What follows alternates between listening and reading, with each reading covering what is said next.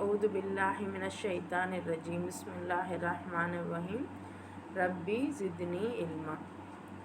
2வது அத்தியாயம் 277 4வது வசனம்.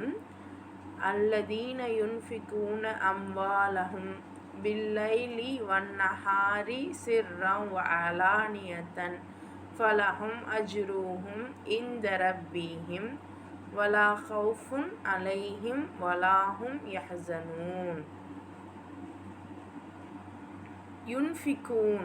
யுன்ஃபிகூன அப்படின்னா தர்மம் புரிகிறார்கள். யுன்ஃபிகூன்னா தர்மம் புரிகிறார்கள். அம்வாலஹும் தங்கள் செல்வங்களை, லைலி வன்னஹாரி அதாவது இரவிலும் பகலிலும். லைல்னா இரவு, நஹார்னா பகல். ஸோ இரவிலும் பகலிலும் செலவு செய்கிறார்கள். சிர்ரன் ரகசியமாக, வ அலானியத்தன் இன்னும் வெளிப்படையாக.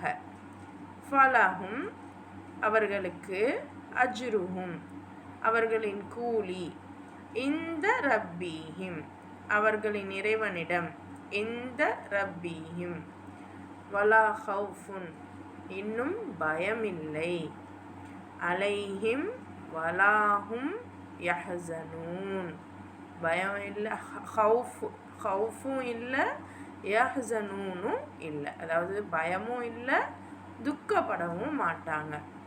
யார் தங்களுடைய பொருள்களை இரவிலும் பகலிலும் ரகசியமாகவும் வெளிப்படையாகவும் செலவு செஞ்சுக்கிட்டே இருக்கோமோ அவங்களுக்கு அவங்களுடைய அதிபதிக்கிட்ட இருந்து கூலி இருக்குது.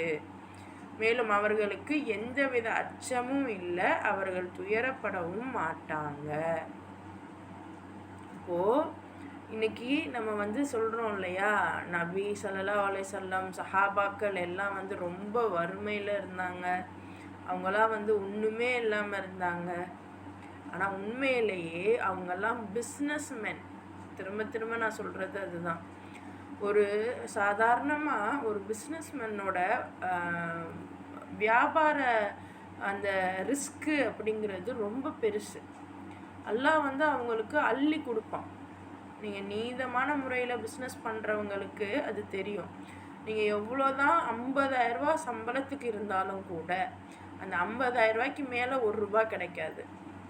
ஆனால் இங்கே பிஸ்னஸில் ஒரு நாள் அல்லாஹ் அதிகமாக கொடுப்பான், 1,00,000 கொடுப்பான். ஒரு நாள் கம்மியாக கூட வரலாம். பட் அவங்களால மேனேஜபிளாக நல்ல பொசிஷனில் இருந்திருக்க முடியும். ஆனால் அல்லாஹ் என்ன சொல்கிறான், நீங்கள் உங்கள் பொருள்களை நைட்டும் பகலும் ரகசியமாகவும் வெளிப்படையாகவும் செலவு செஞ்சுக்கிட்டே இருங்க. குர்ஆனுடைய இந்த வசனங்களை கேட்டுட்டு அவங்க செலவு செய்கிறத நிறுத்தவே இல்லை. இறைவனுடைய விஷயத்துக்காகவே வந்த பொருள் எல்லாமே செலவு பண்ணாங்க. அதனால தான் இஸ்லாம் அந்த டைம் ரொம்ப ஸ்பெசிஃபிக்கலாக ரொம்ப சிறப்பாக இருந்துச்சு. ஸோ நம்மக்கிட்ட அல்லாஹ் எதிர்பார்க்குறது இந்த செலவில் தான் இருக்குது. ஸோ இன்றைக்கும் நம்ம என்ன பண்ணுறோம், நமக்கு ஒரு வீடு, நம்ம பிள்ளைங்களுக்கு ஒரு வீடு கண்டிப்பாக வேணும் அப்படின்னு நம்ம நினைக்கிறோம். அதே சமயம் நகை நட்டு எல்லாம் சேர்த்து வைக்கணும்னு நினைக்கிறோம். இன்னும் என்ன பண்ணுறோம், இது ஆண்களும் சரி பெண்களும் சரி பொதுவாக என்ன நினைக்கிறோம், இப்படி தான் நம்ம நினைக்கிறோம். ஆனால் அல்லாஹ் சொல்கிறான், நீங்கள் சேர்த்து இது வரைக்கும் நம்ம பார்த்ததில் சேர்த்து வைங்கன்னு ஏதாவது அல்லாஹ் சொன்னானா? அல்லாஹ் என்ன சொன்னான்னா, உங்களுடைய வருங்கால சந்ததிக்காக ஏதாவது சேர்த்து வைங்க அப்படின்னு கணவனை மனைவியையும் இணக்கமாக இருக்க சொன்னான்.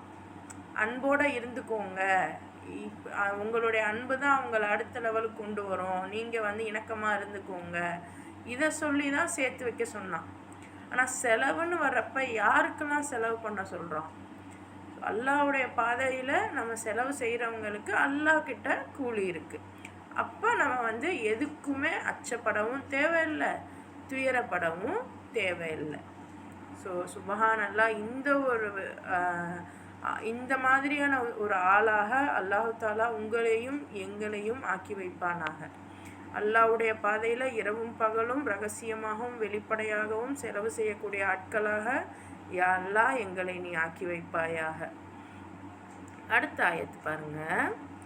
அல்லதீன யஅகுலூன ரிபா லா யகூமூன இல்லா கமா யகூமுல் லதி யதகப்பதுஹு ஷைத்தானு மினல் மஸ் ذَلِكَ بِأَنَّهُمْ قَالُوا إِنَّمَا الْبَيْعُ مِثْلُ الرِّبَا وَأَحَلَّ اللَّهُ الْبَيْعَ وَحَرَّمَ الرِّبَا فَمَنْ جَاءَهُ مَوْعِظَةٌ مِنْ رَبِّهِ فَانْتَهَى فَلَهُ مَا سَلَفَ وَأَمْرُهُ إِلَى اللَّهِ وَمَنْ عَادَ فَأُولَئِكَ أَصْحَابُ النَّارِ ஹும் ஃபீஹா ஹாலிதூன்.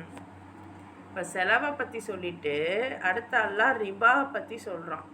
ரிபானா என்னன்னா வட்டி.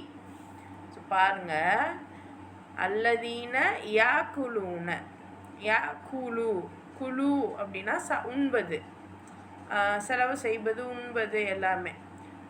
யார் வட்டியை தின்கிறார்களோ, ரிபா, லா யகூமூன எழமாட்டார்கள், இல்லா கமா யகூமுல்லதி யார் மாதிரி எழுவாங்க அப்படின்னா யதகப்பதுஹு ஷைத்தானு, அதாவது ஷைத்தான் தாக்குனா, மினல் மஸ்ஸி அப்படின்னா பைத்தியம். ஷைத்தான் தாக்குனா பைத்தியமாகுமா, நல்லா தெளிவாக சொல்கிறான். ஸோ எந்த அளவு அந்த நமக்கு சில நேரங்களில் பைத்தியம் பிடிக்கிற மாதிரி வரும், ஒன்றுமே இல்லை ஆனாலும் அப்படி தோணும். அப்போல்லாம் ஷைத்தான் நம்மளை தாக்குவதாக நம்ம புரிஞ்சுக்கிடணும். ஸோ ஷைத்தான் தாக்கி பைத்தியம் பிடிச்சி எழுந்தால் எப்படி எழுவோமோ அந்த மாதிரி இல்லாமல் இவங்க எழமாட்டாங்க. யார்? வட்டியை உண்பவர்கள். ذَلِكَ بِأَنَّهُمْ, அதுக்கு காரணம் நிச்சயமாக அவங்க சொன்னாங்களாம், இன்னமல் பைஉ, அதாவது பைஉ அப்படின்னா வியாபாரம், மிஸ்லு ரிபா. இப்போ வியாபாரம் எடுத்துக்கோங்க, அதுவுமே வட்டி மாதிரி தானே. வஅஹல்ல, இன்னும் ஆகுமாக்கினான். இந்த மக்கள் சொல்கிறாங்க வட்டி எல்லாம் வியாபாரம் வட்டி எல்லாம் ஒரே மாதிரி தானே இருக்குது. ஆமாம், வியாபாரம் ஒரு பொருளை எடுத்துகிட்டு போய் நான் இவ்வளோ காசுக்குன்னு விற்பேன். இங்கே என்னென்னா நான் பொருளை தராமல் என் பணத்தை கொடுக்குறேன். பணத்தை நீ வாங்கிட்டு சும்மா லாஜிக்காக எப்படி சொல்லுவாங்க அப்படின்னா, நான் ஒரு தொப்பியை கொடுத்து உங்ககிட்ட நான் என் தொப்பியை கொடுத்துட்டு 10 ரூபா வாங்கிக்கிறேன். இது வியாபாரம். இதுவே என்னோடய பணத்தையே 10 ரூபாவே உங்ககிட்ட கொடுத்துட்டு அதுக்கு பதிலாக நான் இப்போதைக்கு உங்ககிட்ட ஒரு ரூபா வாங்கிக்கிறேன், நீ நாளைக்கு அந்த 10 ரூபாவையும் கொடு, இந்த 1 ரூபாவும் எனக்கு தான் அப்படிங்கிறப்போ அப்போ இது வட்டி. பொருள் இல்லாமல் வெறும் பணமாக மட்டும் அப்படியே கொடுத்துட்டு அதுக்கு விட எக்ஸ்ட்ராவாக வாங்குறதுங்கிறது வட்டி. ஸோ அந்த கிளாரிஃபிகேஷன் எல்லாம் தெளிவாக சொல்லிய பிறகும் இந்த மக்கள் என்ன பண்ணுறாங்க, ரெண்டும் ஒன்று தானே. இன்றைக்கி இந்த வட்டி எதில் வருது? நம்மளுடைய வாழ்க்கையில் எதில் வருது? வட்டி இல்லாமல் ஒரு வாழ்க்கையே இல்லை. உங்களுக்கு வீட்டு வசதி பொருட்கள் எது வேணும்னாலும் உடனேயே ஃபுல் பேமெண்ட் கொடுத்து நம்மளால் வாங்க முடியாது, அந்த அளவுக்கு நம்மக்கிட்ட பணம் இல்லை. ஆனால் நீங்கள் இஎம்ஐயில் வாங்கலாம். இஎம்ஐங்கிறது நமக்கு நல்லா தெரியும், எடுத்தோம் அந்த பொருளை விட எக்ஸ்ட்ரா அமௌண்ட்டு கட்டி தான் நம்ம அது வாங்குகிறோம். ஆப்ஷனே இல்லை. அதை ஒரு வியாபாரமே ஆக்கிட்டாங்க. பட் ஸ்டில் அப்படி இருக்கிறவங்க, அந்த வியாபாரம் செய்கிறவங்க, இன்னும் அந்த வியாபாரத்தை நம்மளும் இது வரைக்கும் நமக்கு தெரியலை, இப்போ எல்லாம் புரிய வைக்கிறான். ஸோ இந்த மாதிரி வட்டியில் வாங்குறவங்க கொடுக்குறவங்க எல்லாருமே வட்டியை உண்பவர்கள் ஷைத்தான் தீண்டிய போல பைத்தியக்காரனாக எழுவான். அல்லாஹு ஹர்ரமனா தடுத்தான், அல்லாஹ் தடுக்கிறான் ரிபாவை, வட்டியை.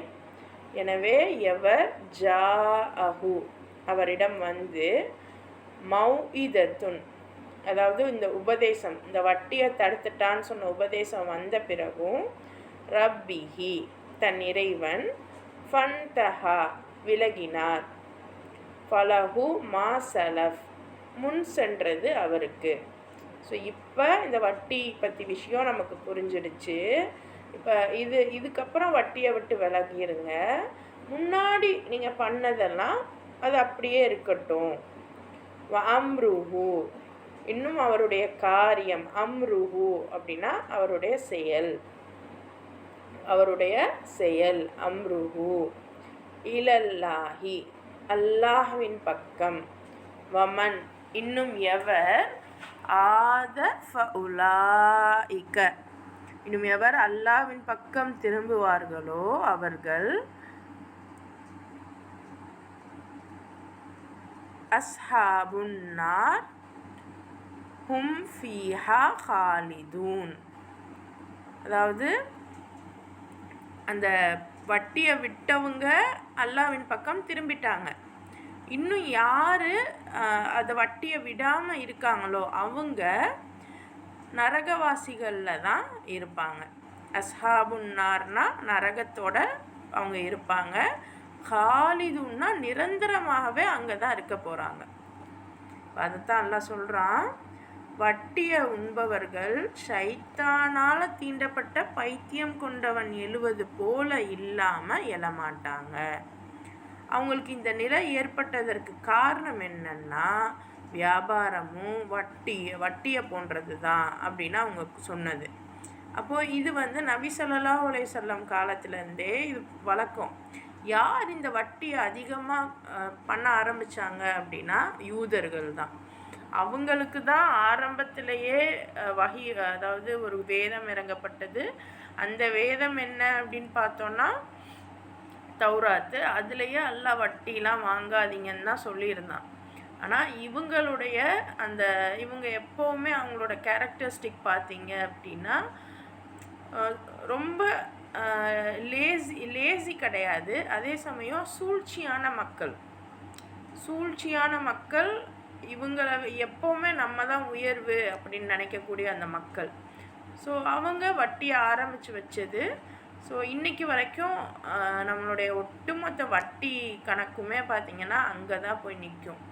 இன்ஃபேக்ட் பலஸ்தீன் உள்ளே போனதுக்கு கூட வட்டி ஒரு ரீசனாக சொல்கிறாங்க ஆய்வாளர்கள். ஏன்னா இவங்க வந்து ஆரம்பத்தில் அங்கே வட்டி தான் கொடுத்துருக்காங்க, அதன் பிறகு அந்த வட்டிக்காக இடங்களை வாங்கிக்கிட்டாங்க அப்படிங்கிற மாதிரி தான் ஆய்வாளர்கள் வரலாறு ஆராய்ச்சியாளர்கள்லாம் சொல்லிகிட்ருக்காங்க.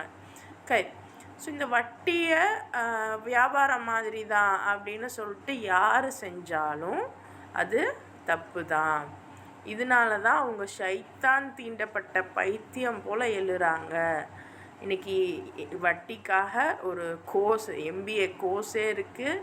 பேங்க்குன்னு ஒரு பெரிய பேங்க் எக்ஸாமுக்கு படிக்கிறேன் அப்படின்ட்டு நம்ம பிள்ளைங்களே கூட படிக்குதுங்க. பேங்க் எக்ஸாமுக்கு நம்ம பிள்ளைங்க படிக்கக்கூடிய இந்த இன்னும் MBA ஃபினான்ஸ் செக்டார்னு இருக்குது. இந்த ஃபினான்ஷியல் அனாலிசிஸ் வட்டி பற்றின படிப்புக்கு மட்டுமே ஏகப்பட்ட படிப்புகள் இருக்குது. மாஷா அல்லாஹ். ஆனால் அல்லாஹ் சொல்கிறான், இது தடை செய்யப்பட்ட ஒன்று, ஹராமாக்கப்பட்ட ஒன்று. யார் இறைவனிடம் இந்த அறிவுரை வந்த பிறகு வட்டி வாங்குவதை விட்டு விலகி கொள்கிறீங்களோ அவங்க முன்னாடி வாங்கியது தான். அதை பற்றி அல்லாஹ் எதுவும் கேட்க மாட்டான். அதை கொண்டு போய் நீங்கள் கொடுங்க அப்படிலாம் சொல்ல மாட்டான். அல்லாஹ் வந்து ரொம்பவே வந்து நமக்கு இலகுவானதை தான் விரும்புகிறான். இதுக்கு முன்னாடி வரைக்கும் உங்களுக்கு தெரியலை, நீங்கள் செய்யாதீங்க. தெரியலை, நீங்கள் அதை செஞ்சிட்டீங்க, பரவாயில்ல, அது நீங்கள் வச்சுக்கோங்க, அது உங்களுக்கு தான். ஆனாலும் அவருடைய விவகாரம் அல்லாஹ்வின் பொறுப்பில் உள்ளது. நீங்கள் முன்னாடி வாங்கினதை வச்சுருங்க, ஆனால் உங்களோட டீல் வந்து அல்லாஹ் கிட்ட உள்ளது. ஆனாலும் இந்த கட்டளை வந்த பிறகு இந்த குற்றத்தை மீண்டும் நீங்கள் செய்கிறீங்கன்னா கண்டிப்பாக நீங்கள் நரகவாசி தான், அதில் என்றென்றும் விழுந்து கிடப்பீங்க அப்படின்னு அல்லாஹ் தாலா தெளிவாக ஒரு விஷயத்த சொல்லிட்டான். ஸோ இன்றைக்கி உங்கள் குழந்தைங்கள எதுக்கு படிக்க வைக்கிறீங்களோ இல்லையோ, முக்கியமாக இந்த வட்டி அப்படிங்கிற ஒரு சூழல் வர்ற இடத்துக்கு அந்த புள்ள எவ்வளோ ஆசைப்பட்டாலும் நீங்கள் அதுக்கு சொல்லலாம், வட்டித்தா, நீ உனக்கு எவ்வளோ வருமானம் வந்தாலும் வட்டி அல்லாஹ் சொல்லியிருக்கான், ஷைத்தானால் தீண்டப்பட்டவன் எழுவுற மாதிரி நீ எழுவியான். இன்றைக்கும் நீங்கள் நல்லா பாருங்கள், பேங்க்லலாம் நல்லா சம்பளம் வாங்குவாங்க, நல்லா இருப்பாங்க. ஆனால் அவங்க வாழ்க்கையில் ஒரு நிம்மதியே இருக்காது. அதே ஒரு ஒரு என்ன சொல்கிறது, ஒரு ஹாஸ்பிட்டலில் ஒரு வார்டு பாயாக இருப்பான், அவனுக்கு இருக்கிற நிம்மதி கூட ஒரு கூலி தொழிலாளியாக இருப்பான், அவங்களுக்கு இருக்கக்கூடிய நிம்மதி கூட இந்த பெரிய பெரிய ஆட்களுக்கு இருக்காது. முக்கியமாக இந்த வட்டி ஃபீல்டில் இருக்கிறவங்க, ஃபினான்ஸ் செக்டாரில் இருக்கிறவங்களுக்கு. ஸோ அல்லாஹ் பாருங்கள், ஃபினான்ஷியலாகவும் தலையிடுறான். இது நம்ம இஸ்லாமாக பார்க்கக்கூடாது, வாழ்வாதாரமாக பார்க்கணும். இஸ்லாம் ஒரு மதம் அப்படின்னு மாற்றி விட்டுட்டாங்க. அல்லாஹ் அல்லாஹ்வுக்கு நீங்கள் எல்லாம் செய்யணுங்கிறது அவனுக்கு தேவையே இல்லை.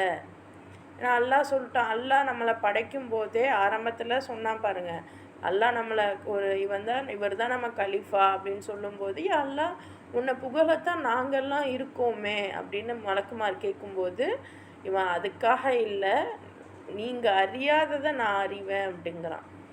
அப்போது நம்மளுடைய வாழ்க்கை முறை எந்த அளவுக்கு இருக்கணும்னு இறைவன் ஆசைப்பட்டிருப்பான், சிந்திச்சு பாருங்கள்.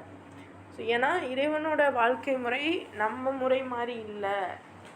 அவன் ரொம்ப புனிதமான ஒரு ஒரு என்டிட்டி இறைவன். ஸோ அவனுடைய சட்டங்களை நம்ம ஃபாலோ பண்ணால் நம்மளுடைய லைஃப்பும் சிறந்ததாக இருக்கும். ஸோ அதுதான் நம்மளுடைய இதுவாக இருக்கும். ஸோ அல்லாஹ்வுடைய விவகாரம், அதாவது இந்த வட்டியினுடைய விவகாரம் நீங்கள் முன்னாடி செஞ்சது அல்லாஹ் பொறுப்பில் இருக்குது. இதுக்கு மேலே நீங்கள் செய்யாதீங்க. அப்படி செஞ்சீங்கன்னா நீங்கள் நிச்சயமாக நரகவாசிகள் தான், அதிலேயே வீழ்ந்திருப்பீங்க எப்போவுமே அப்படின்னு அல்லாஹ் சொல்லிடுறான். அடுத்த ஆயத்து பாருங்கள், எம் ஹகுல்லாஹு ரிபா வயுர்பி சதகாத் வல்லாஹு லா யுஹிப்பு குல்ல கஃபாரின் அசீம். அல்லாஹ் என்ன சொல்கிறான், வட்டியை அழித்து விடுகிறான், இன்னும் தான தர்மங்களை வளர செய்கிறான், மேலும் நன்றி கொன்று தீய செயல் புரிவோர் எவரையும் அல்லாஹ் நேசிப்பது இல்லை.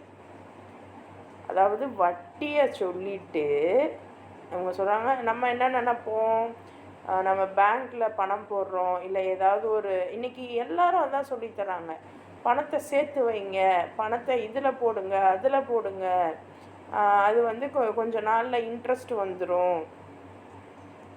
நமக்கு ஒரு மிடில் கிளாஸ் ஃபேமிலிக்கு கூட என்ன தோணும்னா, நம்ம என்ன பண்ணுவோம், பணத்தை சேர்த்து வச்சுருவோம், நமக்கு வட்டியோடு வந்தாலும் வட்டியை நம்ம வேறு எதுக்காவது கொடுத்துடலாம், நம்ம பணத்தை மட்டும் வச்சுக்கிடுவோம் அப்படின்ற ஒரு எண்ணமாவது வருது தானே.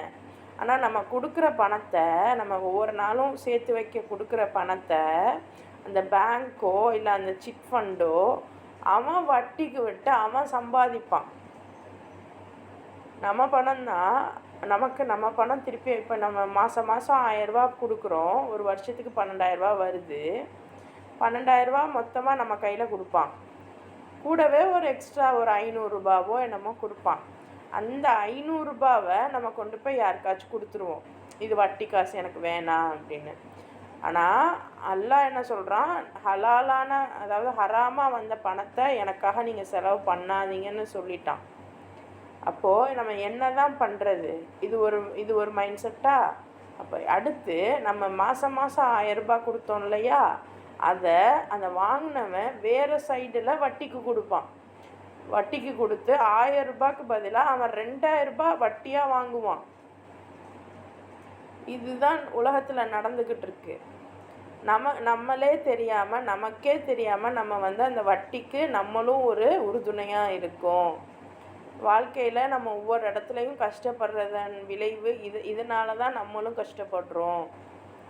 ஆனால் அல்லாஹ் என்ன சொல்கிறான், அல்லாஹ் இங்கே ஒரு இடத்துலையுமே நீங்கள் காசை சேர்த்து வைங்கன்னே சொல்லலையே. அப்போனா காசு நமக்கு வர்றது நம்மளுடைய காசு இல்லை, அல்லாஹ் செக் பண்ணுறான். உங்களுக்கு வர்ற காசை நீங்கள் என்ன பண்ணுறீங்கிறத செக் பண்ணுறான். அப்போது அல்லாஹ் சொல்கிறான், வட்டியை நான் அழிச்சிடுறேன், தான தர்மங்களை தான் வளர செய்கிறேன். அப்போ தான தர்மம் செய்யும்போது என்ன வளரும்? நிச்சயமாக நமக்கு ரிஸ்க்கு கிடைக்கும். நம்ம எவ்வளோக்கு எவ்வளோ தானம் தர்மம் பண்ணுறோமோ அவ்வளோக்கு அவ்வளோ ரிஸ்க்கு வந்துக்கிட்டே இருக்கும். பெண்கள் நம்ம பண்ணுறோம் அப்படின்னா நம்ம கணவன்மார்கிட்ட அள்ளி கொடுப்பான். இல்லை நம்மளே ஒரு பிஸ்னஸ் பண்ணுறோம் அப்படின்னா வர்றதில் நம்ம ஃபுல்லாக நம்ம யாருக்கும் கேட்குறவங்களுக்கெல்லாம் இல்லைன்னு கொடுக்குறோம் அப்படின்னா அதன் பிறகு அல்லாஹ் ஏதோ ஒரு வழியில் நமக்கு கொடுப்பான். நான் அல்லாவே இங்கே என்ன பண்ணுறான், ஃபுல்லாக அவனுடைய அந்த ஒப்பந்தத்தை இங்கே கொடுக்குறான். வட்டியை நான் அழித்தொழிப்பேன், தான தர்மங்களை வளர செய்கிறேன் அப்படின்னு சொல்கிறான். இன்னும் வட்டி தான தர்மம் சொல்லிட்டு பிறகு சொல்கிறான், நன்றி கொண்டு தீய செயல்கள் செய்கிறீங்க அப்படின்னா அவங்கள அல்லாஹ் நேசிக்கிறது இல்லை. யார் அல்லாஹ் நேசிக்கிறது இல்லை பாருங்கள்.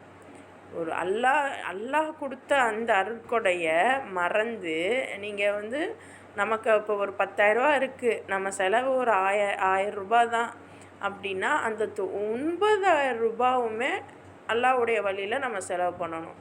முடிஞ்சால் நம்ம சஹாபாக்கள்லாம் எப்படி இருப்பாங்கன்னா 9,000 ரூபா செலவு பண்ணி கூட 800 ரூபாவையும் சேர்த்து செலவு பண்ணுவாங்க, அவங்களுக்கு இல்லைன்னாலும் பரவாயில்லன்னு.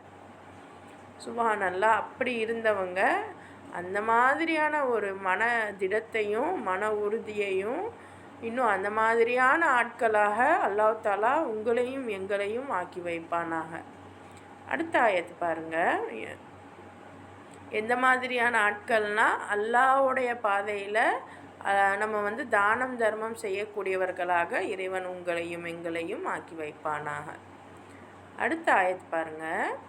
இன்னல்லதீன ஆமனு வ அமீலுஸ் ஸாலிஹாத்தி வ அகாமுஸ் ஸலாத்த வ ஆத்துஸ் ஸகாத்த லஹும் அஜ்ருஹும் இன்த ரப்பீஹிம் வலா ஹவுஃபுன் அலைஹிம் வலாஹும் யஹ்ஸனூன்.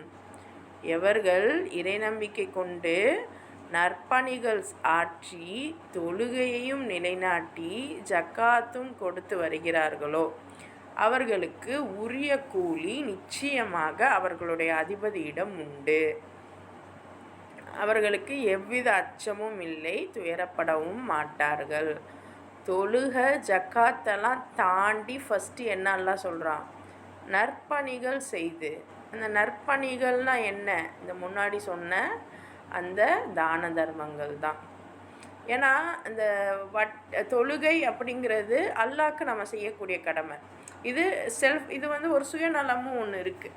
ஏன்னா நம்ம அல்லாஹ்க்கு செய்கிறோம் அப்படின்னா நம்ம மனசு நிம்மதியாக இருக்கும், அல்லாஹ் நமக்கு இப்போ எல்லாமே தருவான் அப்படிங்கிற ஒரு சுயநலம். ஜக்காத்து அப்படின்னு பார்த்தோன்னா இது ஒரு கடமை.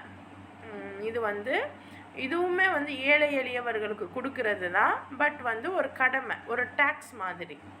ஆனால் இது ரெண்டத்தையும் விட அந்த சதக்கா ஏன் முன்னிலை நிற்குது அப்படின்னா இதில் எந்த ஒரு சுயநலமும் இல்லாமல் கூடவே நமக்கு பயமும் ஏற்படும்.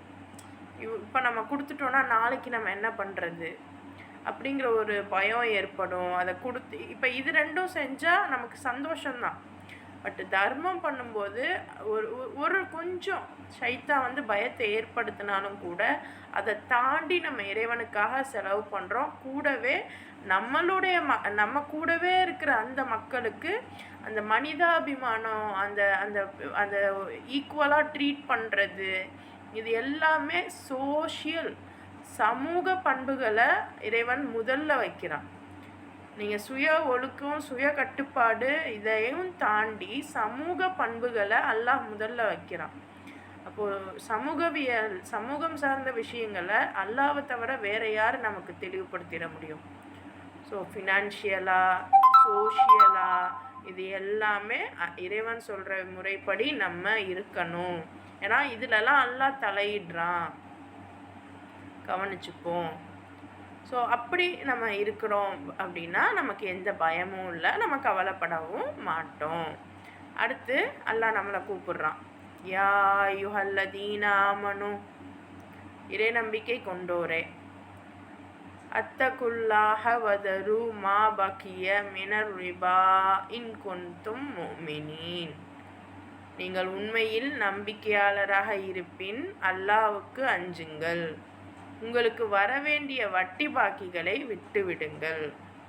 இப்போ அந்த காலகட்டத்தில் எல்லாருமே வட்டி கொடுத்து வாங்கிட்டு தான் இருந்தாங்க, நபி ஸல்லல்லாஹு அலைஹி வஸல்லம் இந்த ஆயத்து வர வரைக்குமே.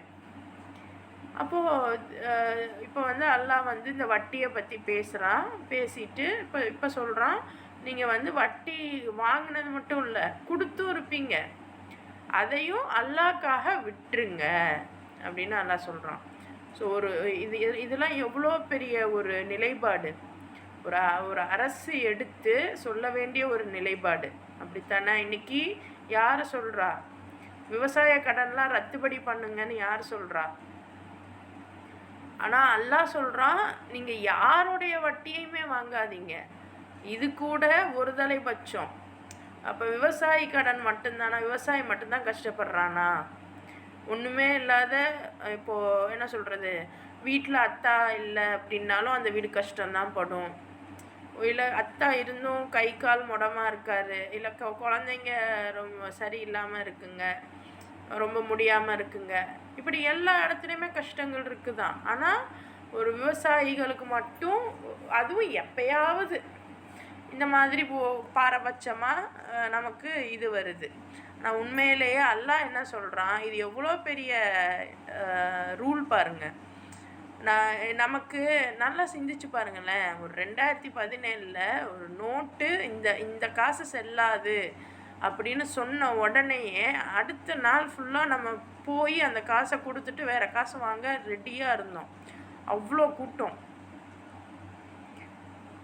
உடனேயே அமலாக்கப்பட்டுச்சு. யாரும் நான் செய்ய மாட்டேன், நீ செய்ய மாட்டேன்னு சொல்லலைல்ல, செஞ்சோம்ல. அப்போ அது எப்படியோ அதை விட இன்னும் ஒரு படி மேலே, ஒரு படியில் 100 மடங்கு மேலே இறைவன்கிட்டேருந்து வந்த இந்த வார்த்தைகளை உடனேயே அக்செப்ட் பண்ணி உடனேயே செயல்படுத்த ஆரம்பித்தாங்க சஹாபாக்கள். நம்மக்கிட்டையும் அல்லாஹ் அதைத்தான் எதிர்பார்க்குறான். எல்லாருமே சஹாபாக்கள் ஆகலாம் எப்போ இறைவனுடைய வார்த்தைகளை கேட்குறோமோ அப்போது. ஸோ இப்போ அல்லாஹ் நமக்கு இதெல்லாம் புரிய வைக்கிறான். அல்லாஹ் சொல்கிறான், நம்பிக்கை கொண்டவர்களே, உண்மையாகவே உங்களுக்கு நம்பிக்கை இருந்துச்சுன்னா எனக்கு நீங்கள் அஞ்சுங்க, எனக்கு நீங்கள் பயப்படுங்க. நான் சொல்கிறேன், அதாவது அல்லாஹ் சொல்கிறான், வட்டியோட பாக்கிகளை நீங்கள் விட்டுருங்க அப்படின்னு அல்லாஹ் சொல்கிறான். அடுத்த ஆயத்து பாருங்கள். இது எல்லாமே நம்ம அன்னைக்கு நடந்ததையும் சிந்திச்சு பார்க்கணும், இன்னைக்கு இதை நம்ம வாழ்க்கையில் அப்ளை பண்ணியும் பார்க்கணும். அடுத்த ஆயத்து பாருங்கள். ஃபஇல்லம் தஃஅலு ஃபதுனு பிஹர்பிம் மினல்லாஹி வரசூலிஹ் வஇன் துப்தும் ஃபலக்கும் ரூஸு அம்வாலிக்கும் லா தல்லிமூன வலா துல்லமூன். பாருங்க, வட்டியை விட சொல்லிட்டான்ல. ஆனால் அவ்வாறு நீங்கள் செய்யாட்டி, வட்டியை விடலைன்னா அல்லாஹ்விடமிருந்தும் அவனுடைய தூதர்கிட்ட இருந்தும் உங்களுக்கு எதிராக போர் அறிவிக்கப்பட்டு விட்டது, இதை தெரிஞ்சுக்கோங்க. இப்போதும் கூட நீங்கள் பாவ மன்னிப்பு கோரி வட்டியை கைவிட்டு விட்டால் உங்களுடைய மூலதனம் உங்களுக்கே உரியது. நீங்கள் அநீதி இழைக்கக்கூடாது, உங்கள் மீதும் அநீதி இழைக்கப்படக்கூடாது. எப்போ அல்லாஹ்க்காக போர் புரிங்க அப்படின்னு சொல்லிக்கிட்டே வந்தானே, எது அல்லாஹ்க்காக போர் புரிகிறது அப்படின்னா, வட்டியை விட்டுருங்கன்னு சொல்லிட்டான். வட்டியை நீங்கள் விடலை அப்படின்னா நோட் பண்ணி வச்சுக்கோங்க, அல்லாஹ்கிட்ட இருந்தும் அல்லாஹ்வுடைய தூதர்கிட்ட இருந்தும் உங்களுக்கு எதிராக போர் அறிவிக்கப்பட்டு விட்டது. தெளிவாக தெரிஞ்சுக்கோங்க. ஸோ இன்னைக்கு யாரெல்லாம் ரொம்ப அலிச்சாட்டியம் செய்யக்கூடிய நாடுகளாகவும் அலிச்சாட்டியமாக இருக்கக்கூடிய ஆட்களாகவும் இருக்கிறாங்களோ அவங்க எல்லாமே அதிகமாக இந்த வட்டியை நம்பி தான் இருக்காங்க. ஆனால் அல்லாஹ்வுடைய இந்த வார்த்தைகள் நமக்கு தெரியுதோ இல்லையோ அவங்களுக்கு மனசில் உறுத்திக்கிட்டு தான் இருக்கும்.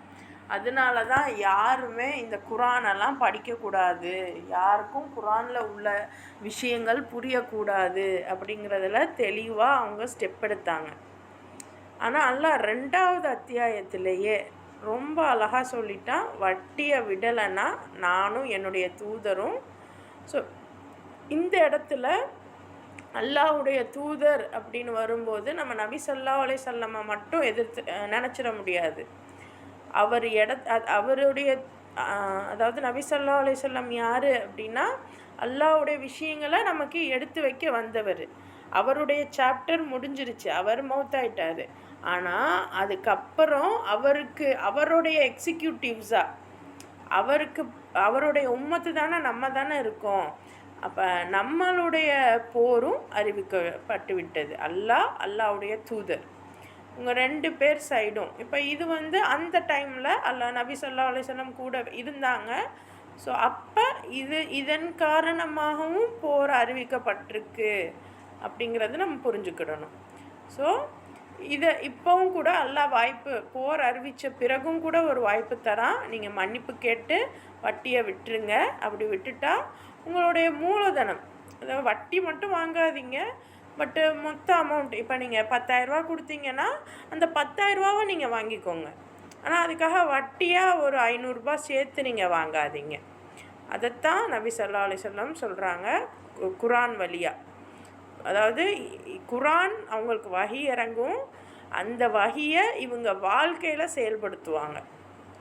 இதுதான் நடக்குது. ஸோ இவங்க இந்த மாதிரியான ஒரு போர் அறிவிப்பை கொடுக்குறாங்க. இது நமக்கும் இன்றைக்கி பொருந்தும். அடுத்த ஆயத்து பாருங்கள். இன்கான து உஸ்ரத்தின் ஃபனதீரத்தும் இலா மைசர அன் தசத்தகு ஹைருல் லக்கும் இன் குன்தும் தஅலமூன். அல்லாஹ் சொல்கிறான், உங்ககிட்ட கடன் பட்டவங்க வசதியற்றவங்களாக இருந்தால் அவங்களுக்கு வசதி வர்ற வரைக்கும் நீங்கள் பொறுமையாக இருங்க, காத்திருங்க. நீங்கள் உண்மையை தெரிஞ்ச பிறகு அசலையே அவர்களுக்கு நீங்கள் தர்மம் செய்து விடுவது உங்களுக்கு இன்னும் சிறந்தது. அல்லாஹ் கடன் தான், சரி கடன் வாங்கிக்கோங்க, வட்டி இல்லாமல் கடன் வாங்கிக்கோங்க, கடன் கொடுத்துக்கோங்க அப்படின்னு சொன்னாலும் நீங்கள் ரொம்ப ஏழையானவங்களுக்கு பணம் கொடுத்துருக்கீங்க அப்படின்னா அவங்களுக்கு வசதி வர வரைக்கும் வெயிட் பண்ணுங்கள். அப்படியும் அவங்களால முடியலைன்னா அவங்களுடைய அசலையும் நீங்கள் தர்மமாக விட்டுருங்கங்கிறான். எவ்வளோ பெரிய ஃபினான்ஷியல் அட்வைசஸ் இதெல்லாம். இன்றைக்கி ஒருத்தருமே இந்த ஃபினான்ஷியல் அட்வைசஸ்லாம் நமக்கு கொடுக்கறதே இல்லை. ஆனால் யாரும் இப்படி கொடுக்கலன்னா அது உண்மையாயிடுமா?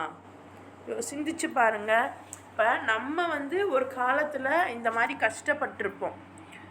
இன்றைக்கி நிறைய என்ன சொல்லுவாங்க, நானும் கஷ்டப்பட்டு தான் வந்தேன், நான் கஷ்டப்பட்டிருக்கேன், அதனால் நான் இனிமேல் நான் யாருக்கும் பாரபட்சம்லாம் பார்க்க மாட்டேன், நானும் அப்படி தான் இருப்பேன், அதை விட இன்னும் கொடுமையாக இருப்பேன் அப்படின்னு சர்வாதிகார ஆட்சி மாதிரி பண்ணுறாங்க. ஆனால் உண்மையிலேயே நம்மக்கிட்ட ரொம்ப முடியல, அப்போ ஒருத்தவங்க கடன் தராங்க, கடன் கட்டவும் முடியலை அப்படிங்கிறப்போ சரி நீங்களே வச்சுக்கோங்க அப்படின்னா அந்த இடத்துல எவ்வளோ நன்றி உணர்வு இருக்கும். அந்த நன்றி உணர்வு எவ்வளோ மாற்றங்களை இந்த உலகத்துக்கு ஏற்படுத்தியிருக்கும். ஆனால் இப்போ நன்றி உணர்வு இல்லாமல் நன்றி கெட்ட அந்த உணர்வு இருக்கிறதுனால, ஃபுல்லாக நெகட்டிவ் எனர்ஜி இருக்கிறதுனால இன்றைக்கி உலகமே எப்படி இருக்குது, ரொம்ப நெகட்டிவாக இருக்குது. இது சாதாரண ஒருத்தவங்க கிட்ட இருந்து ஆரம்பிக்குது. ஆனாலும் அல்லாஹ்வுடைய விஷயப்படி நம்ம நடந்திருந்தா உலகமே இன்றைக்கும் பூஞ்சோலையாக தான் இருந்திருக்கும், சந்தோஷமாக இருந்திருக்கும். இன்ஷா அல்லாஹ் இனி வரக்கூடிய ஃப்யூச்சரில் இந்த மாதிரியான ஒரு நிலை வரும், கண்டிப்பாக வரும். அதை நம்ம எதிர்நோக்கி இருப்போம். நம்ம அதை வாழலைன்னாலும் நம்மளுடைய குழந்தைகள் அந்த ஒரு வாழ்க்கையை வாழுவாங்க. ஈசா நபியுடைய வருகை பிறகு இது நடக்கும் இன்ஷா அல்லாஹ். சரி ஆனால் அல்லாஹ் சொல்கிற இந்த விஷயங்களை நம்ம மனதில் வச்சுக்கிடணும். அல்லாஹ் ஒரு கடனை கூட வட்டி வாங்காதீங்க, ஆனால் அசலை வேணால் வாங்கிக்கோங்கன்னு சொல்கிறான். கூடவே அடுத்த ஆயத்தில் என்ன சொல்கிறான், ஏழையாக இருக்காங்கன்னா அந்த அசலை நீங்கள் தர்மமாக அவங்களுக்கு விட்டு கொடுத்துருங்க. எவ்வளோ பெரிய விஷயம்! ஒரு ஃபினான்ஷியல் ஸ்டேட்டஸ், அப்பா மாஷாலா, இவ்வளோ அருமையாக எங்கேயுமே நம்ம பார்க்க முடியாது. அடுத்த ஆயத் பாருங்க. வத்தகு யௌமன் துர்ஜஊன ஃபீஹி இலல்லாஹ் சும்ம துவஃபா குல்லு நஃப்ஸிம் மா கஸபத் வஹும் லா யுல்லமூன். அப்போ வர இருக்கும் அந்த நாளில் ஏற்படக்கூடிய அவமானத்திலிருந்தும் துன்பத்தில் இருந்தும் நீங்கள் உங்களை தற்காத்து கொள்ளுங்க. அன்று அல்லாவின் பக்கம் நீங்கள் திரும்ப கொண்டு வரப்படுவீர்கள். பிறகு ஒவ்வொருவருக்கும் அவரவர் சம்பாதித்தவற்றிற்கான நன்மை அல்லது தீமைக்கான கூலி முழுமையாக கொடுக்கப்படும். இன்னும் எவர் மீதும் அநீதி இழைக்கப்பட மாட்டாது. பாருங்க, வட்டி அதை தர்மமாக நீங்கள் கொடுக்க சொல்லிட்டு அல்லாஹ் இந்த வசனத்தை சொல்கிறான். அதாவது அந்த தீர்ப்புனால நினச்சி கொள்ளுங்க. அந்த டைமில் உங்களுக்கு ஏற்படக்கூடிய அவமானம், துன்பம். அப்போ அந்த வட்டி நம்ம உபயோகிக்கிறோன்னா அவமானமும் இருக்குது, துன்பமும் இருக்குது. ஒரு பெரிய ஒரு இடத்துல ஒரு 100 பேருக்கு முன்னாடி நம்மளை அசிங்கப்படுத்துகிறாங்கன்னா நமக்கு எப்படி இருக்கும்?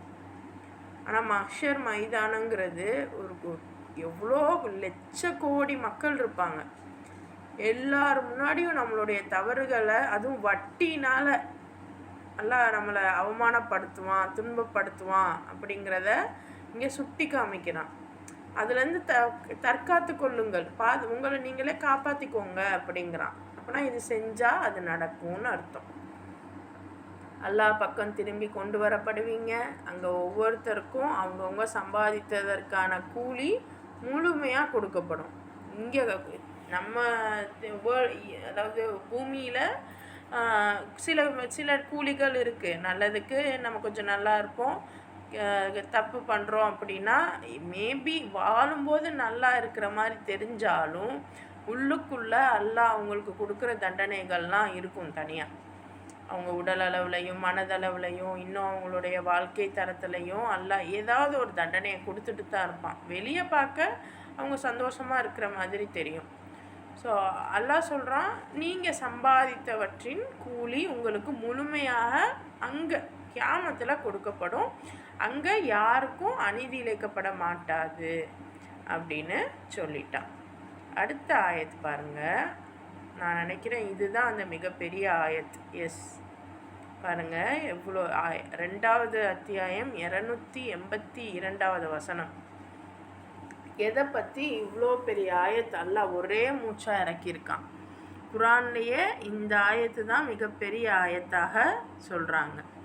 பாருங்கள், யா ஐயுஹல்லதீன ஆமனு இதா ததாயன்தும் பிதைனின் இலா அஜலிம் முசம்மன் ஃபக்துபூஹு வல் யக்துப் பைனக்கும் காத்திபும் பில் அத்ல் வலா யஅப காத்திபுன் அன் யக்துப கமா அல்லமஹுல்லாஹு ஃபல்யக்துப் வல் யும்லில் லில்லதி அலைஹில் ஹக்கு வல் யத்தகில்லாஹ ரப்பஹு வலா யப்கஸ் மின்ஹு ஷைஆ ஃபஇன் கானல்லதி அலைஹில் ஹக்கு சஃபீஹன் அவு ஸஈஃபன் அவு லா யஸ்ததீஉ அன் யுமில்லஹுவ ஃபல்யும்லில் வலியூஹு பில் அத்ல் வஸ்தஷ்ஹிது ஷஹீதைனி மிர் ரிஜாலிக்கும் ஃபஇன் லம்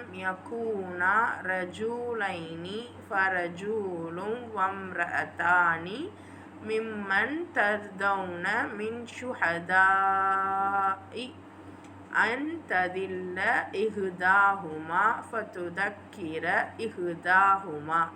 இஹ்தாஹுமல் உஹ்ரா வலா யஅபஷ் ஷுஹதாஉ இதா மாது வலா தஸ்அமு அன் தக்துபூஹு ஸகீரன் அவ் கபீரன் இலா அஜலிஹ் தாலிக்கும் அக்ஸது இந்தல்லாஹி வ அக்வாமுல் லிஷ்ஷஹாததி வ அதனா அல்லா தர்தாபு இல்லா அன் தகூன திஜாரத்தன் ஹாசிரத்தன் துதீருனஹா பைனக்கும் ஃபலைஸ அலைக்கும் ஜுனாஹுன் அல்லா தக்துபூஹா வ அஷ்ஹிது இதா தபாயஅத்தும் வலா யுஸார்ர காத்திபும் வலா ஷஹீத் வ இன் தஃஅலு ஃபஇன்னஹு ஃபுசூகுன் பிக்கும் வத்தகுல்லாஹ வ யுஅல்லிமுகுமுல்லாஹ் வல்லாஹு பிகுல்லி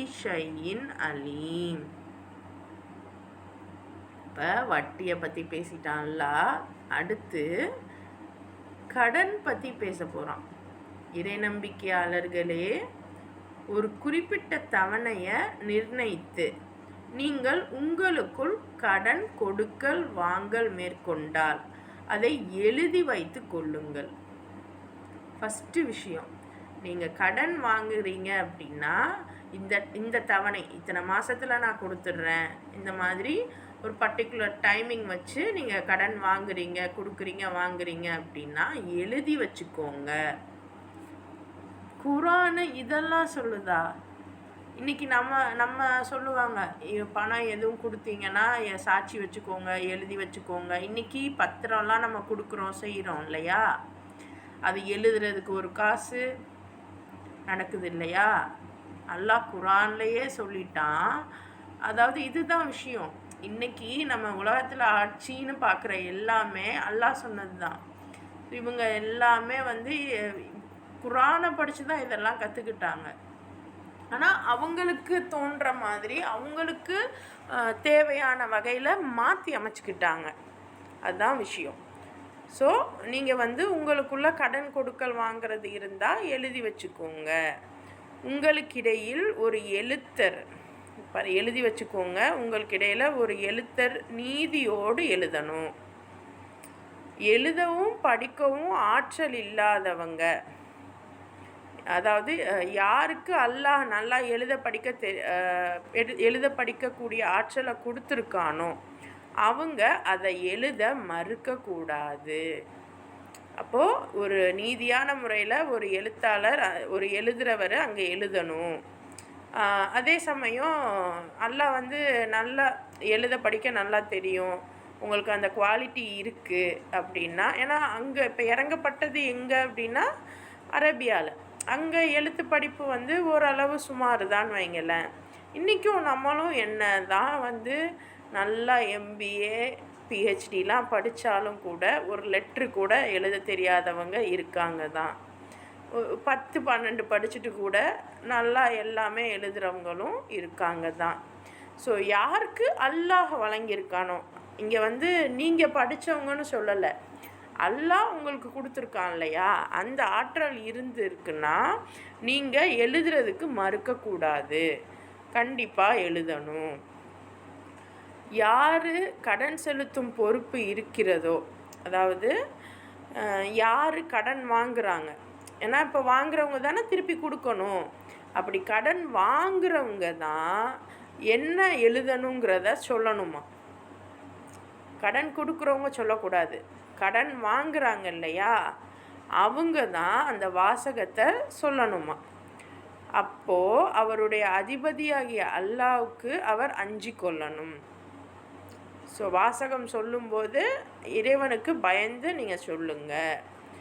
மேலும் கடன் சம்பந்தமாக தீர்மானிக்கப்பட்டதிலிருந்து எதையும் அவர் கூட்டவோ குறைக்கவோ வேண்டாம். இப்போ அந்த பொறுப்புக்காரவர், அதாவது கடன் வாங்குறாரு இல்லையா, ஸோ வாங்கும்போது இத்தனை மாதம் சென்று நான் தரேன், இவ்வளோ பணத்தை தந்துடுறேன், இல்லை மாதம் நான் இவ்வளோ பணம் உங்களுக்கு கொடுத்து முடிச்சிடுறேன். வட்டி இல்லை, கடன் மட்டும்தான். கடன் எழுதுறத நீங்கள் எழுதலாம், கண்டிப்பாக எழுதணும்.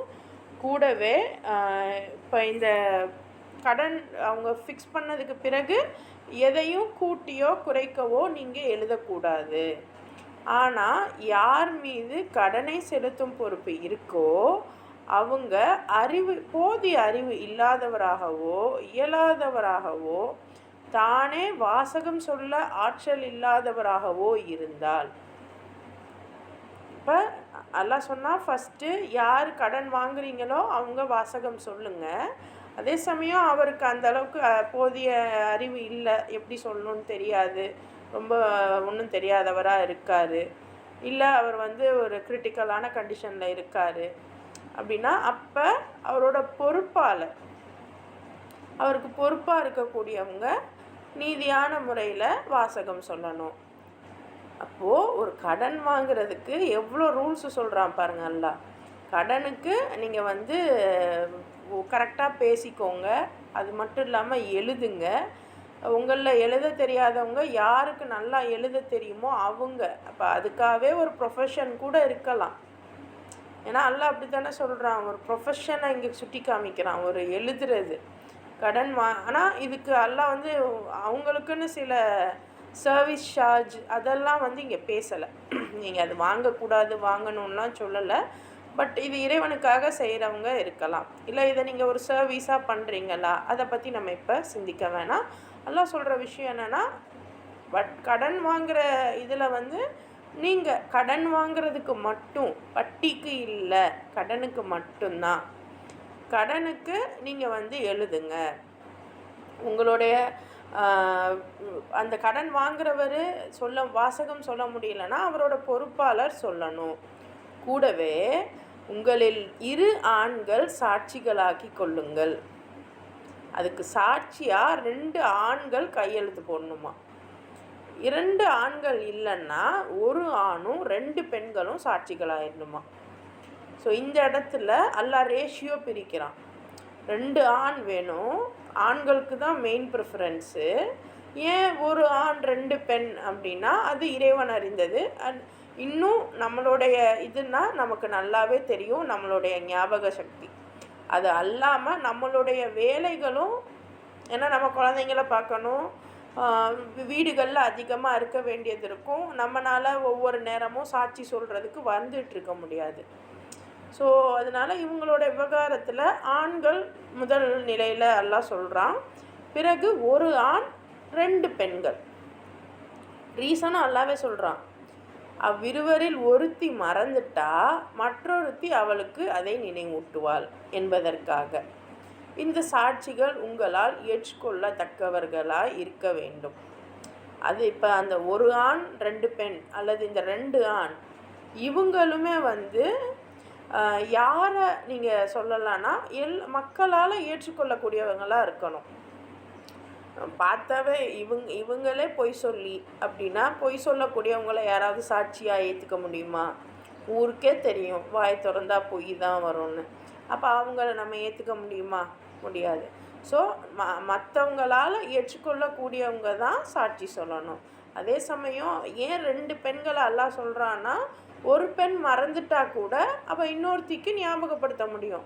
ஒரு ஆணும் ஒரு பெண்ணும் அப்படின்னா என்ன செய்கிறது? அப்படி அந்த ஆண் கொண்டு போய் இவருக்கு ஞாபகப்படுத்த முடியாது, இல்லை இந்த பெண் அந்த ஆணுக்கு ஞாபகப்படுத்த முடியாது. அந்த அளவுக்கு ஒன்றும் நம்ம அவ்வளோ என்ன சொல்கிறது, ஒரு சிந்திச்சு பார்த்துக்கணும் நம்மளை. ஸோ அந்த அளவுக்கு எல்லாம் கண்ணியமான முறையில் நம்மளை சாட்சிகளில் கூட வச்சுருக்கான். ஸோ நமக்கும் for the woman also have the rights to give this அந்த ஷஹாதா, அந்த சாட்சி சொல்கிறதுக்கு தகுதியாக இருக்காங்க. ஆனால் என்ன, 2 சாட்சி, ஒரு ஆணை விட இவங்க 2. ஸோ ரேஷியோ தான் மாறுதே ஒழிய நமக்கும் உரிமைகள் இருக்குது. அதே மாதிரி சாட்சி சொல்ல வேண்டியவங்க சாட்சிக்காக அழைக்கப்படும் போது, சாட்சி கையெழுத்து போட்டாச்சு, பிறகு சாட்சிக்காக கூப்பிடுறாங்க, அப்போ நம்ம கண்டிப்பாக மறுக்கக்கூடாது. தவிர இந்த கடன் ஒப்பந்தம் சின்னதாக இருந்தாலும் சரி பெருசாக இருந்தாலும் சரி, தவணை குறிப்பிட்டு அதை எழுதி வைப்பதில் அலட்சியமாக இருந்து விடாதீர்கள். ஒரு 100 ரூபாவாக இருந்தாலும் சரி, 100 கோடியாக இருந்தாலும் சரி, அதோடைய தவணை எவ்வளோ என்ன ஏதுன்னு அதை எழுதி வைக்கிறதுல அலட்சியமாக இருந்துடாதீங்க. உங்களுக்கு மிக நீதியான முறையாகும். அல்லாஹ் சொல்கிறான், இதுதான் உங்களுடைய ஃபினான்ஷியல் ஸ்டேட்டஸுக்கு சரியான முறை. மேலும் சாட்சியத்தை மிக இலகுவாக உறுதிப்படுத்தக்கூடியதும் உங்கள் சந்தேகங்களை குறைக்கக்கூடியதும் ஆகும். ஆனால் அந்த ஒப்பந்தம் உங்களுக்கிடையே நீங்கள் நிறைவேற்றிக் கொள்கின்ற உடனடி ரொக்க கொள்முதலாக இருந்தால் அதை நீங்கள் எழுதி வைக்காமல் இருப்பதில் உங்கள் மீது எந்த குற்றமும் இல்லை.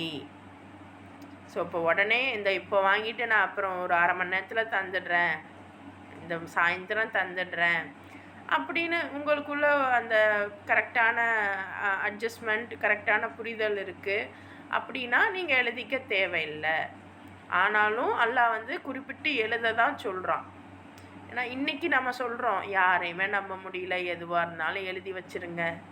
ஆனால் அல்லாஹ் எப்படி எழுதணும், யார் யார் அதுக்கு சாட்சி சொல்லணும், இதையெல்லாம் அழகாக தெளிவாக சொல்கிறான். ஸோ குட்டி சின்ன சின்ன ஒப்பந்தம்னா எழுதாமல் இருக்கிறதுல தப்பில்லை. ஆனாலும் வியாபார ஒப்பந்தங்களை தீர்மானித்து விட்டீர்களாயின் அவற்றுக்கு சாட்சியம் வைத்து கொள்ளுங்கள். ஸோ வியாபாரத்தில் வரும்போது ஏதாவது நீங்கள் இன்றைக்கி நமக்கு சொல்லித்தராங்க MBA ஸ்டூடெண்ட்ஸுக்கெலாம் ஒரு ப்ரொப்போசல், எப்படி அதை எழுதணும், எப்படி அந்த வியாபார விஷயங்களில் ஒப்பந்தங்கள் போடணும் அப்படிங்க டிராஃப்ட்டு இதெல்லாம் சொல்லி கொடுக்குறாங்க, இப்படிலாம் பண்ணணும்னு. ஆனால் அல்லாஹ் எவ்வளோ அழகாக சொல்லித்தரான் பாருங்கள். நீங்கள் வியாபார விஷயத்தில் ஒப்பந்தத்தை தீர்மானித்திட்டீங்க அப்படின்னா அதுக்கு சாட்சியம் வச்சுக்கோங்க, எழுத்தர் வச்சுக்கோங்க. சாட்சிகள் துன்புறுத்தப்படக்கூடாது. அப்படி நீங்கள் துன்புறுத்துனீங்கன்னா நிச்சயமாக உங்களுக்கு அது பெரும் பாவம். அல்லாஹ்வுடைய சினத்திலேருந்து தப்பிச்சுக்கோங்க. இன்னும் அவன் உங்களுக்கு நேரான வழிமுறையை கற்றுத்தரான். அல்லாஹ் எல்லா பொருள்களையும் நன்கறிபவனாக இருக்கிறான். ஒரே மூச்சா ஒரு கடனுக்கு எப்படி எழுதணும், யார் எழுதணும், அதுக்கு சாட்சி என்ன, எதுக்கு எழுதணும், முக்கியமாக வியாபாரத்தில் எப்படி எழுதணும், கூடவே சாட்சி சொல்கிறவங்கள நீங்கள் துன்புறுத்தாதீங்க. இவ்வளவும் சொல்லி அல்லாஹ் எல்லாத்தையுமே பார்த்துக்கிட்டு தான் இருக்கான், எல்லாத்தையுமே நன்கு அறியக்கூடியவனாக இருக்கான். இதுதான் உங்களோட நேரான வழிமுறை அப்படின்னு ஒரு MBA ஸ்டூடெண்ட்டுக்கு எடுக்க வேண்டிய கிளாஸை சஹாபாக்களுக்கு எடுத்திருக்கான். கூடவே இன்றைக்கி முஸ்லீமான பெண்கள் நமக்கும் அல்லாஹ் எடுக்கிறான். ஸோ அந்த அந்த எப்படி ஒரு கடனுக்கு எப்படி எழுதணும் அப்படிங்கிறது பார்ப்போம். சுப்ஹானல்லாஹ். ஏன் அல்லாஹ் ஒரே மூச்சா கொஞ்சம் கொஞ்சம் விட்டு விட்டு அடுத்தடுத்த ஆயத்தாக கூட சொல்லலாம்ல. ஆனால் இது எவ்வளோ முக்கியமாக இருந்தால் ஒரே இதாக அவன் சொல்லியிருப்பான். சுப்ஹானல்லாஹ். நினச்சி பார்ப்போம். இன்ஷா அல்லாஹ் நாளைக்கு மற்றதை பார்க்கலாம். அல்லாஹு தாலா நம்ம அனைவருக்கும் கற்றுக்கொண்ட விஷயங்களை வாழ்க்கையில் துரிதமாக செயல்படுத்தக்கூடிய ஆற்றலை நம் அனைவருக்கும் தருவானாக. அஸ்ஸலாமு அலைக்கும் வரஹ்மத்துல்லாஹி வபரகாத்துஹு.